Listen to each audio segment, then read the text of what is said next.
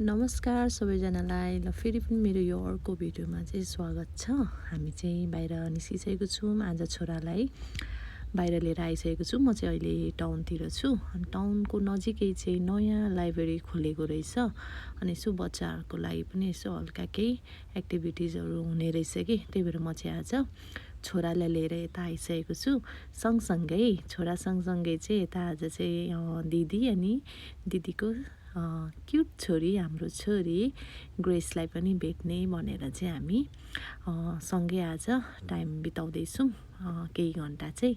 So हामी चाहिँ library पनि आइसक्यौँ। यहाँ बच्चाहरू, मेरो छोरा चाहिँ एकदम यति चकचक गर्ने भइरहेको छ है, यति चकचक गर्ने भइरहेछ। अब हुन त बेलै त्यस्तै हो होइन, अब यतिको चकचक त फेरि गर्नै पर्दो रहेछ बच्चा भएपछि। त्यही भएर म चाहिँ उसलाई यहाँ एउटा कर्नरमा लगेर चाहिँ पुरा यहीँ खेल, यहीँ जे गर्नु छ गर भनिरहेको छु। किनभने अरू पनि बच्चाहरू धेरै छ वरिपरि, त्यही भएर चाहिँ अब आफ्नोलाई त यहाँ अब राख्नु पऱ्यो नि होइन, नभए गाल पारिहाल्छ बच्चाहरू है। प्याटपुट कुट्छ, आफू पनि कुटे खान्छ, त्यही त हो नि। अब उनीहरूलाई के थाहा। अनि म चाहिँ यहाँ दिदीको, यहाँ हाम्रो सेलिनीको भिडियो पनि बनाउँदैछु। अनि यता साइडमा चाहिँ डेन्जल पनि खेल्दैछ। अनि ऊ चाहिँ एकदम एक्लै खेलिरहेको छ, म चाहिँ छेउमा बसिरहेछु। अनि आज चाहिँ त्यही हो, कति छिटो टाइम बितेको थाहै भएन कि। अब यसपछि चाहिँ हामी अब बाहिर निस्किन्छौँ, किनभने लगभग निकै नै यहाँ खेलायौँ हामीले दुईजनालाई। अनि दुईजना चाहिँ एकदम ह्याप्पी पनि भइरहेको थियो। सेल्नी र डेन्जल चाहिँ एकदम जस एकअर्काको कम्पनी चाहिँ एकदम इन्जोय गरिरहेको थियो। अनि यता दिदी म पनि हल्का गफ गर्ने टाइम पनि पाइरहेको थियौँ। धेरै पछि हामी चाहिँ यसरी अब बेबीहरूसँग टाइम बिताइरहेको छौँ सँगै भनौँ न। अनि यो लाइब्रेरी चाहिँ यस्तो रहेछ, हल्का भिडियो पनि लिइरहेको छु है मैले चाहिँ। ठुलो रहेछ, जस राम्रो रहेछ बच्चाहरूको लागि। यसो फ्री टाइममा चाहिँ यता ल्याएर छोडिदिँदा एकछिन उनीहरू आफै खेल्ने पनि।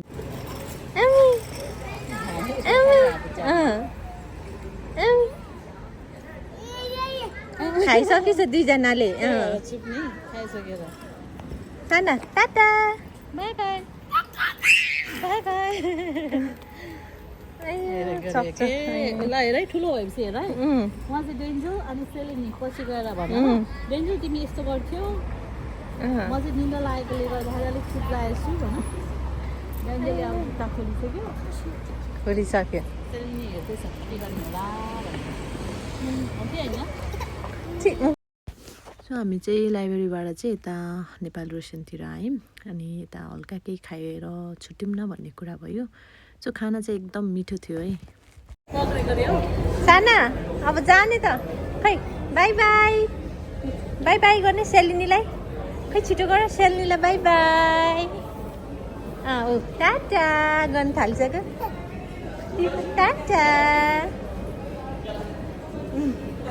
ल ल दिदी, अब नेक्स्ट विक भेटौँ ल। ल बाई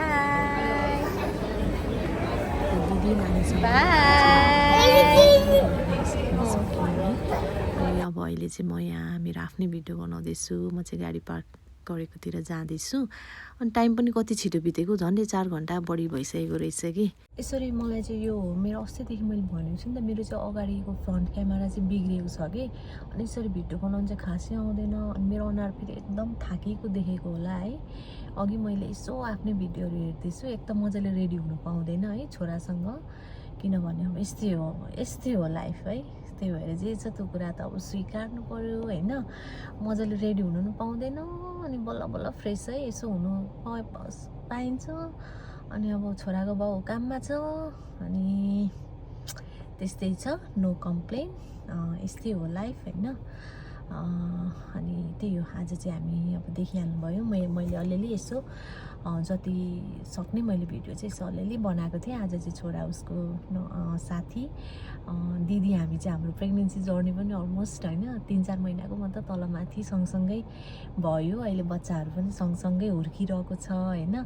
अनि आज चाहिँ दुईजनालाई भेट पनि गराउने, अनि दिदीबहिनीको पनि भेट हुने भनेर चाहिँ हामी चाहिँ आज भेट्यौँ। कति छिटो टाइम बितेछ है, थाहै भएन। अनि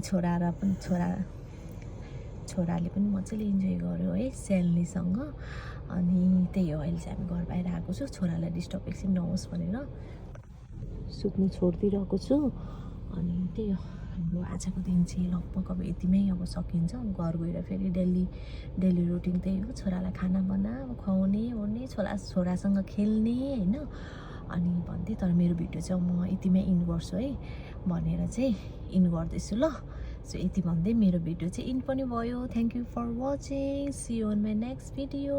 आजको हाम्रो दिन चाहिँ एकदम राम्रो रह्यो। Bye, have a good day, bye by.